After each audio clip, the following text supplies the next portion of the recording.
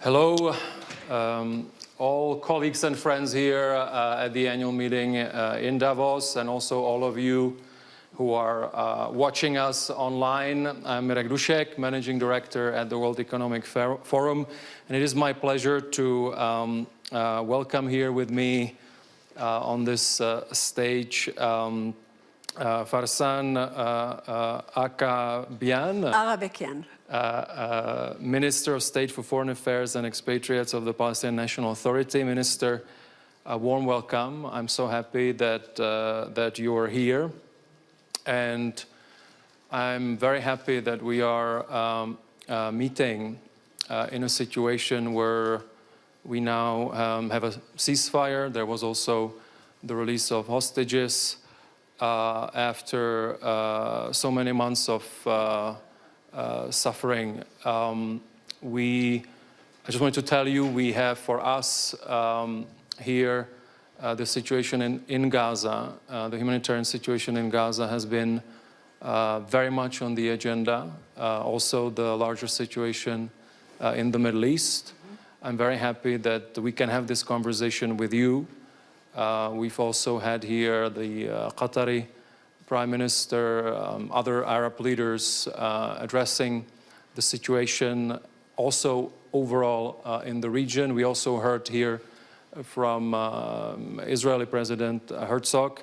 So I think it's very important that we hear from you and from your vantage point what the situation is and hopefully what the steps are going forward to further de-escalate and to further alleviate the human suffering that is on our minds and has been on our minds over all these months. So I think everyone is curious to get your perspective on actually what is now the situation on the ground after the ceasefire and how to make sure that this is a sustained ceasefire. What are the things that you think are being undertaken or should be undertaken to further address the situation and make sure this is sustainable, sustained? Over to you.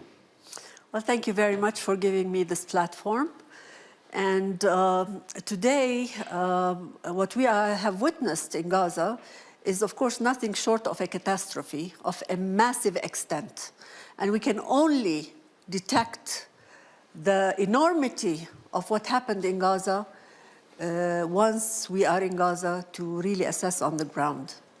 So we're, of course, very elated with the ceasefire and certainly hope that the ceasefire brings something more sustainable in the future to end the suffering of the people, because we know that this war was nothing about except killing civilians and more civilians. And had the ceasefire taken place months ago, we believe that thousands of lives would have been spared. But at any rate, today we have a ceasefire. We need to ensure that that ceasefire is maintained. And there's a lot of responsibility on the international community to ensure that the ceasefire is maintained. Mm-hmm. And if we look at the trend and we look retroactively on what used to happen in the past, we know that with the Israelis, there is a lot of unpredictability and it could go either way.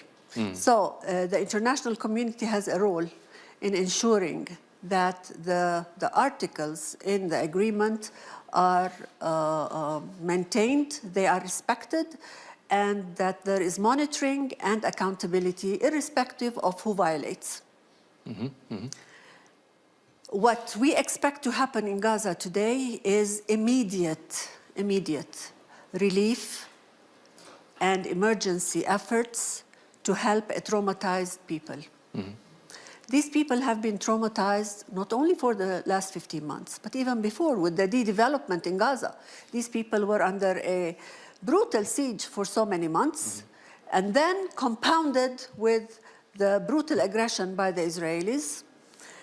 The toll shouldered by these people is enormous. The number of people killed is unprecedented. The number of injured is also unprecedented. And they would need a lot of care, given that Gaza has almost nothing now. Everything in Gaza is ruined. If we speak about the infrastructure, it's not there. If we speak about roads, they're all destroyed. If we talk about the healthcare system, we know that the majority of the health facilities, the hospitals, are not operational. Water pipes, sewage, you name it. And people, after a ceasefire and after such a long time of awaiting a light at the end of the tunnel, they expect a lot. And rightly so. They want their children in school. Children have not been in school for a year and a half. Yep. They need to cater to the needs of the injured. They need to eat. And so is there, for us just to understand, what is the current access of those different organizations that would or could be providing that aid? Well, today we have more trucks, 8 trucks going in, and they're increasing by the day. But is it sufficient? No, of course not, because the extent of need cannot be provided in a day or 2 or a week or a month. This would need concerted effort. It needs a lot of logistic support. It needs a lot of management. We have to ensure that the aid is reaching the people, all the people, not part of the people. And today, the Palestinian government has established a committee, and it will be working 24/7 to ensure that, and it has the different ministries represented in the committee to ensure that the needs are taken care of, at least to the extent possible. We need to understand that the challenges are enormous. And if anybody thinks that the Palestinian Authority can on its own provide everything, then it's quite naive. The Palestinian Authority is very ready to shoulder its responsibilities, but it needs to be fully supported. And fully supported how? It needs to be fully supported to have access to Gaza and empowered and enabled to enter Gaza and operate in Gaza. And then, so the ceasefire is between Israel and Hamas. So obviously there is this quite a complicated relationship also between your government and Hamas. So how do you view that? You said that your government should be invested in doing more. How do you view that in light of the complicated relationship that I think we all know about between your government and Hamas? As a person in government today, but also as a mother, as a regular Palestinian person, I think Gaza was severed from the entirety of the Palestinian occupied land. It's only natural today that it goes back to the core. And the core is today, whether we like it or not, the Palestinian Authority. And the authority has not left Gaza. In fact, during the war, many of the staff in health, in education, in water, in electricity were paid by the Palestinian Authority and were staff of the Palestinian Authority. So they have continued to work. It would be difficult, it would be challenging to mobilize everybody and be on their feet tomorrow, but it's doable. It's doable because once you have people already working, already in the system, it would be easier to mobilize them with some logistic support. And this is what we will be working on diligently. And are you optimistic because the plan has, 3 stages? Yeah, it has stages. And so are you optimistic that really we can get there?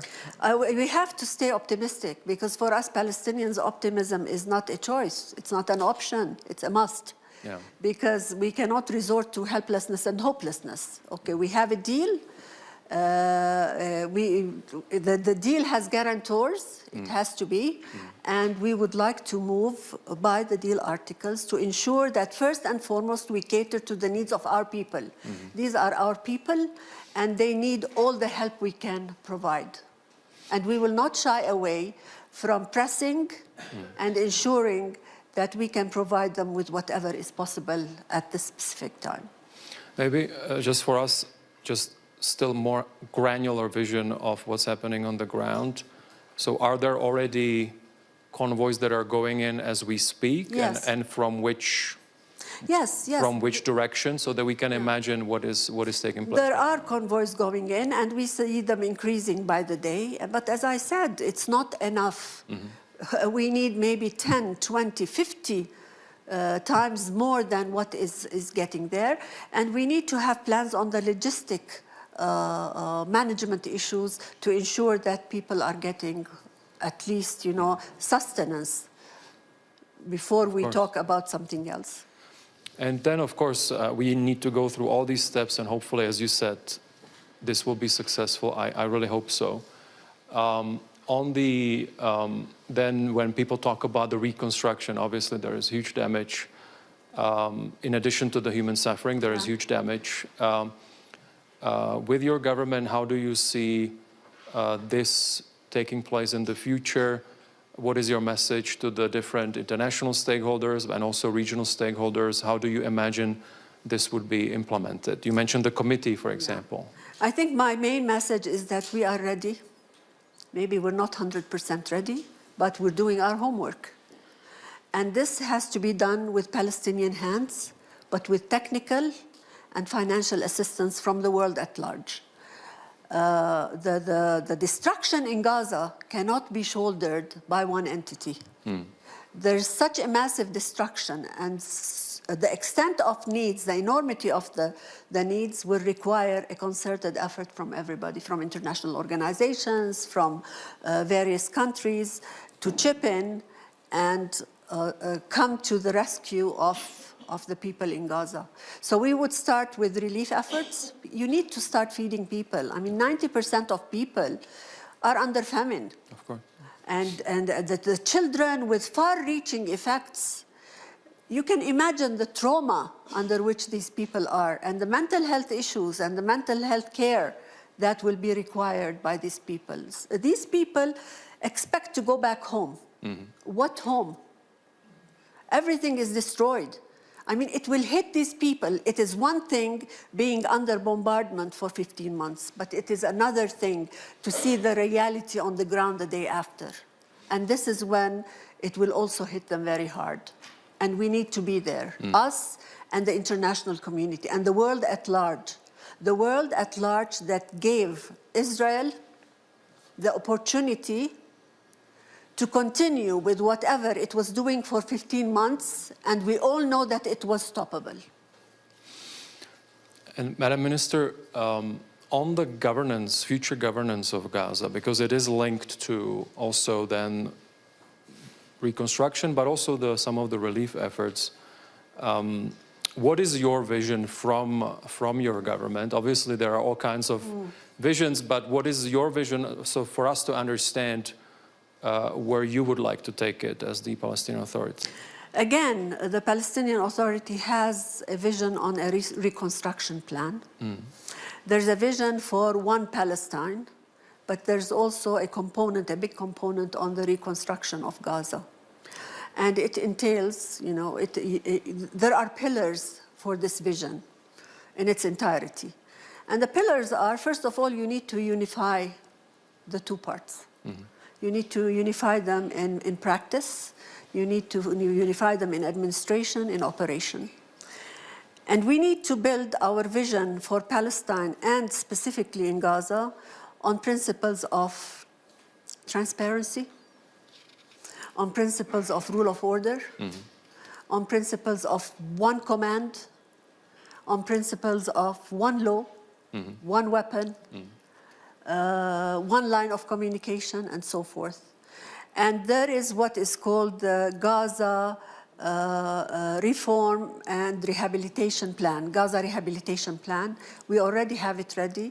And we have some strategic initiatives that apply to all of Palestine, but specifically will also take into consideration the needs in Gaza. Because if we talk about strategic initiatives, including renewable energy, agriculture, to ensure that we can feed the people, if we talk about education for all, if we talk about rehabilitating the healthcare system and ensuring we localize the healthcare services, then again that is important because all these initiatives will save us money. And it's important to save money because we also understand that it will require billions to reconstruct Gaza. So any saving in any direction is important. Thank you. And you mentioned some of the reforms that your government and the Palestinian Authority is implementing across, as you said. Help us understand a little bit the situation in the West Bank as well. It is not an easy economic and social picture either. Yes. Look, the situation on the West Bank is extremely volatile. It's a different kind of war in the West Bank because the Israeli policy is the same. The policy is that of, taking land, displacing people, and calling that land your own, and ensuring that these people understand this is not their land, and they can move either voluntarily or they can be forced to move. This is the policy, and it has been exercised in Gaza for the last 15 months with this very brutal aggression.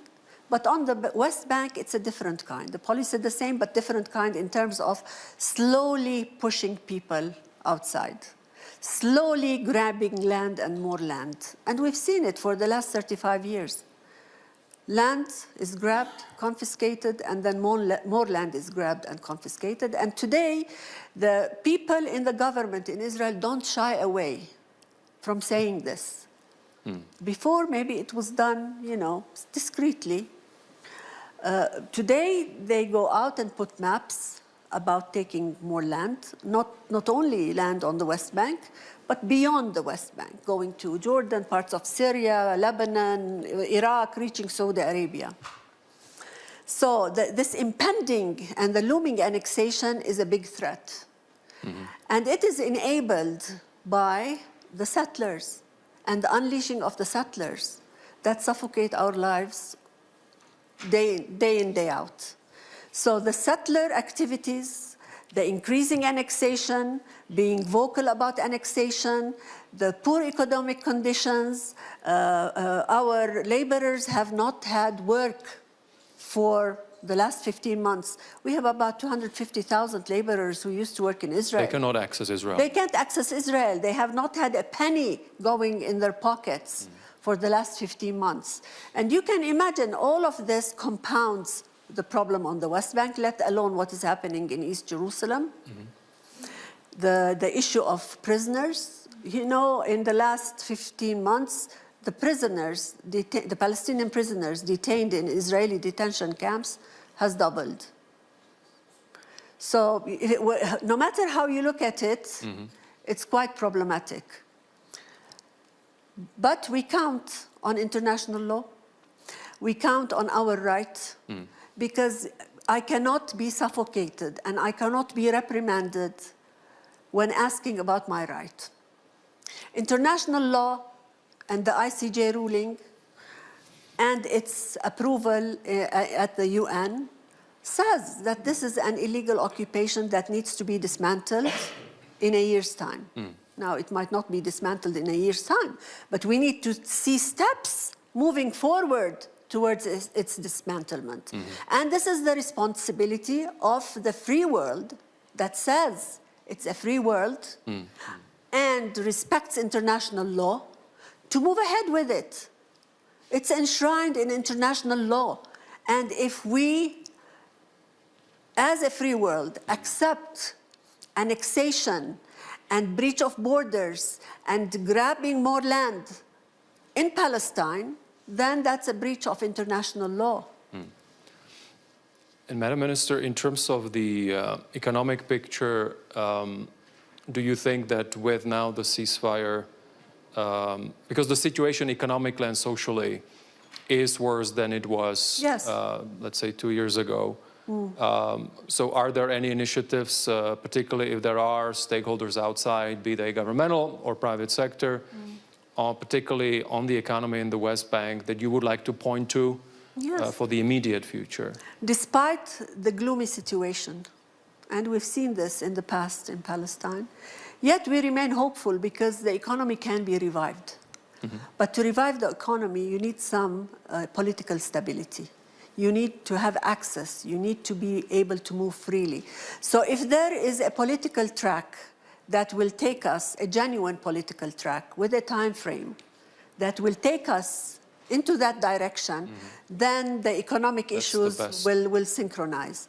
But without a political track and a political direction, it will be problematic, because it's difficult to attract investors to such a volatile environment that is pushing investors out. But when investors see that there might be a glimpse of hope, then we will see people pouring into the area. Thank you. Madam Minister, on the more geopolitical picture, so we have the new US administration. What do you think the new US administration and other stakeholders can do to, of course, hopefully continue with the upholding of the ceasefire and full implementation of the plan, but also then get us back on the path to peace? Well, the US, Qatar, Egypt, they chaperone this, and other countries have worked diligently for us to reach a ceasefire. So being one of the mediators, we expect that the United States will monitor. And there are rules for the monitoring and the accountabilities in terms of any violations. So that's one. We also expect that the United States looks at us strategically and looks at us as people who are worthy of dignity and worthy of the rights as enshrined in international law. We have said it often that we are ready to live with our neighbors, Israel, and we have recognized Israel in peace and security. But for us to live with Israel in peace and security, Israel has to act as a normal state. We cannot live with Israel in peace and security when Israel every once in a while wages a war on our people in Gaza or people in the West Bank. Today, what we're seeing happening on the West Bank is telling. Because now, you know, things are easing on the Gaza front, but they are intensifying on the West Bank front. And we hear statements from Israeli leaders saying that now it's the time we're turning to the West Bank. And what we did in Gaza, we're going to do in the West Bank. I think the United States needs to look at us differently. If President Trump wants to leave a legacy of peace, a sustainable peace, then peace can only be sustained if the rights of the Palestinians are respected. Are you optimistic the message is getting through or will get through? I think we have used whatever means, we have to use whatever means to get to the US administration. We have to keep the windows open. We have to ensure that there are people that whisper in the ears of President Trump, his close circle, on what the aspirations are and what true peace means. I mean, you can dictate a peace, call it a peace, but if it's not a true peace, it won't work. And even in the US, and others, of course, keep mentioning the role of other countries in the region in a peaceful settlement in the future. How do you see the different roles of the countries that are involved, and what is your message to them right now in terms of what is required to get back on a more sustainable path? I think the message is very clear for us as Palestinians. What we want is a path that will bring us to real peace that is sustainable and once for all. We're not for interim arrangements. We've experienced that in the past. What we want is just to be liberated. We've been under a belligerent occupation for quite long, and the ICJ ruling is very clear about it today. We have the Global Coalition for Peace, spearheaded by the Kingdom of Saudi Arabia, Norway, and we have 90 countries that have rallied behind it. That's another important path. We're awaiting the peace conference to be held at the UN mid-year. We are awaiting a conference of the high contracting parties in March. So there are several activities or events taking place, all moving in the direction of peace. But again, we want what is called a true peace, not something that gives us a camouflage of what peace looks like, because people outside are dictating what that peace should look like, and peace that takes the interest of all parties, not one party on the account of the other. And to me, we need to be seen as people worthy of living, as people worthy of their land, as people who need to be given time to breathe so that they can show the region and the world what we can contribute. We have contributed in the past. We have a great history of contribution, but we need to be given the opportunity to do so. And specifically on Saudi Arabia, how do you see their role? And can they be helpful also in, or anyone else in the region? There are all kinds of views on what kind of arrangements also in terms of security should be had in Gaza in the future. Saudi Arabia is a very important and weighty country. Financially, it's very important amongst Islamic and Arab countries. So coming into the picture with force is very, very important. And voicing that it will not move on the normalization track until the Palestinian track and the two-state and the materialization of the state moves on, it gives us a lot of hope. Madam Minister, finally, I mentioned that we had many stakeholders, many leaders that have engaged in dialogue on the situation in Gaza. Also, they have given views on pathways to peace. How can we restart a pathway to peace? We had here, as I said, among them also was from the region Israeli president who talked about Hamas's attack on October 7th and the human toll that it had. For us, of course, it's important, and it's very important we've had this conversation. I would like to understand from you, given the situation right now, you mentioned a two-state solution. How feasible is it? Many question it. How do you feel about it? How feasible you think it is, despite the challenges that we have right now? First and foremost, we need to understand that peace is possible. And justice can prevail, but it needs teeth. It can't just be a slogan. The two-state solution is the only viable solution. Despite all the difficulties, there are other options, there are other solutions. But the viability of those solutions, if we think that the two-state solution is not viable, the viability of the other solutions are even less. So the whole world, even the United States, says that the most viable solution is the two-state solution. The International Court of Justice said that, we need to move towards a two-state solution. The Global Alliance wants a two-state solution. The whole world wants a two-state solution. The only entity that doesn't want a two-state solution is the occupied state of Israel. The state of Israel needs to understand that its illusion on occupying people forever, demonizing them, brutalizing them, can pass with impunity. They need to re-question that. Because today, after what has happened, and the pains inflicted on Palestinians and the sufferings of the Palestinians for decades, this will bring us to another maybe more vicious cycle of violence in the future if this issue is not solved and solved in the nearest time possible. So the two-state parameters are there.